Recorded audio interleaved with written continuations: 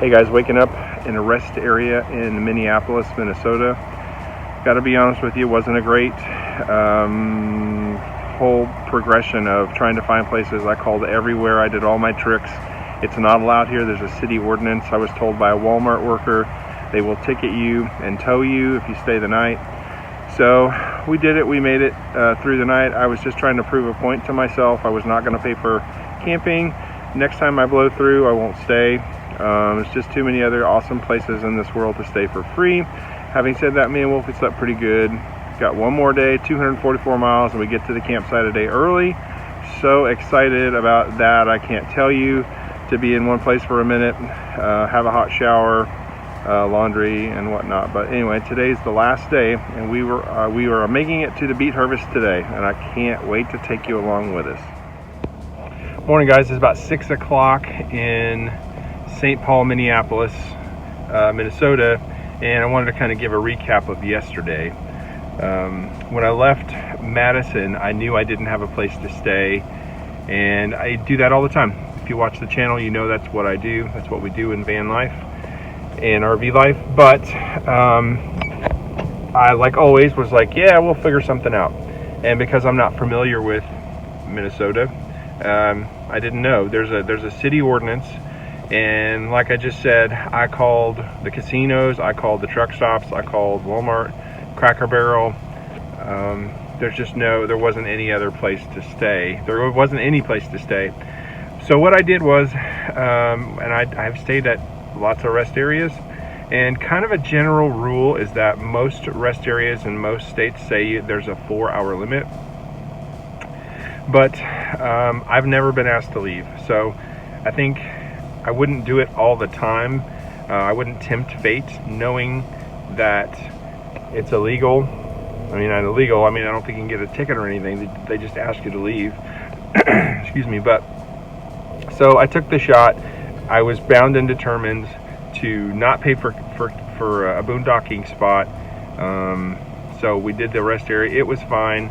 A little less than completely restful sleep, because I knew that technically I wasn't supposed to be doing what I was doing. But like I said, I've done it a few times, 20 times in my boondocking career, never been asked to leave. And last night, as I was winding down, I Googled boondocking at rest areas, and I read an interesting thing from North Carolina, which is my home state, and they interviewed a trooper, and the state, maybe it was even the head state trooper dude, and he was like, look, you're supposed to be staying there for 4 hours, but we're not going to move along people who are tired and they don't want to, that makes sense. I mean, and the other thing is, I was thinking about it last night as I went to bed, Wolfie and I was like, man, I hope they don't come and knock. Who's going to knock?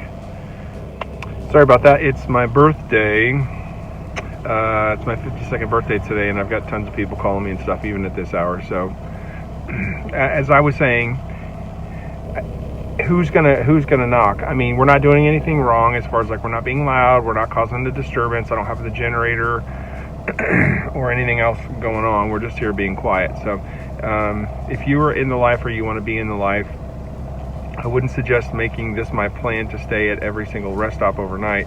But you look for something else that is legal and happy and everybody understands what's going on. But once in a while, if you stay at a rest stop, it's really going to be okay. So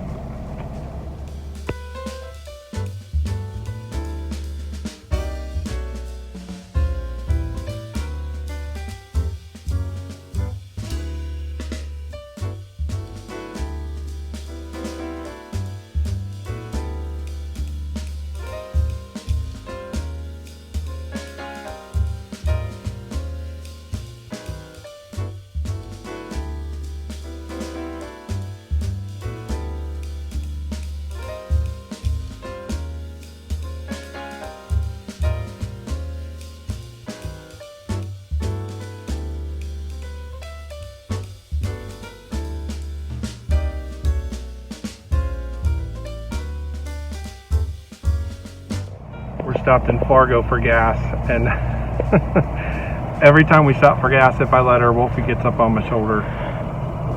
Isn't that sweet? We're like 30 miles from Hillsboro, North Dakota, and our final check-in. We'll take you guys with us on that.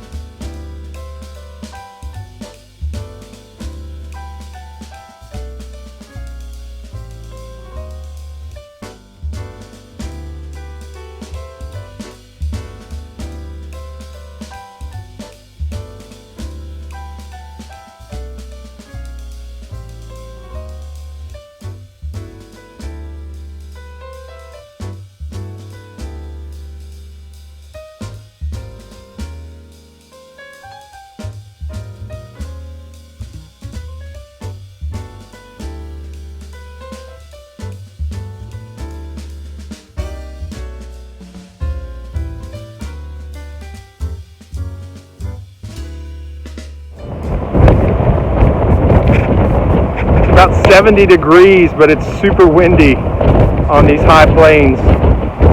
Freaking beautiful, man. Hey guys, thanks for tuning in to another episode of Chasing the Sun, where we do everything full-time RV and van life living. And today we got to the Beet Harvest. It's official. It took me about 8 days, 1,700 miles. And the reason it took me so long is because I have to go sometimes less than 50 miles an hour through the mountains and all of this stuff, and I broke down once, and it's been a journey. It's the second largest trip I've ever taken in the Betty Lou, my rig, my 1986 Sunland Express, which is a Toyota. Wolfie and I are tired. We checked in today, and we did our part of our orientation. We're going to be doing the biggest part of our orientation hopefully tomorrow. But I did come in and request a few days early. So if you're doing the Beet Harvest next year, you can come in up to a week early, and they will pay for your campground, which includes your electric, your water, there's a shower, there's bathrooms. It's kind of a sweet deal. And I'll go into very much details at the end of this next week. It starts at about $17.50 an hour. You work 12-hour days. Anything over 8 hours is time and a half, double time on Saturday and triple time on Sunday. So it's kind of a sweet deal, a way to work 4 weeks, and then, you know, you can live your life for me, it's probably going to be the equivalent of about 6 months living expenses. So, you know, if you're in the life, you understand that, or if you want to understand it, follow me along. If you are trying to figure out how to make a living and living in a van or in an RV, this is a good first step. It's one of the most popular ways to do it, and I'm going to be here for 5 weeks, so by the time this series is over, you all are going to be sick of it. So, right, Wolfer? She's like, whatever, dude. Anyway, all right, that's it. Starting tomorrow, hopefully you'll see some of my orientation. And going forth, I'll show you some of the campground, some of the little town that we're in, Hillsboro, North Carolina. I used to live in North Carolina, Hillsboro, North Dakota, and I got to get used to saying that. So, yeah, lots of really cool, exciting stuff coming up in the Beet Harvest. So there you go. All right, guys, if there's something I haven't covered, hit me with an email below, or you can find me on all social media, Chasing the Sun. Let me know what you guys want me to do, because sometimes I am at a loss for episodes. Although the next 30 days while I'm here, it'll be interesting because I'll be working 12-hour days, but whatever, I'll figure it out. So, all right. As always, guys, you have to get up every day for the rest of your life and do one thing that gets you closer to your dreams. All right, guys, I'll see you on the next one.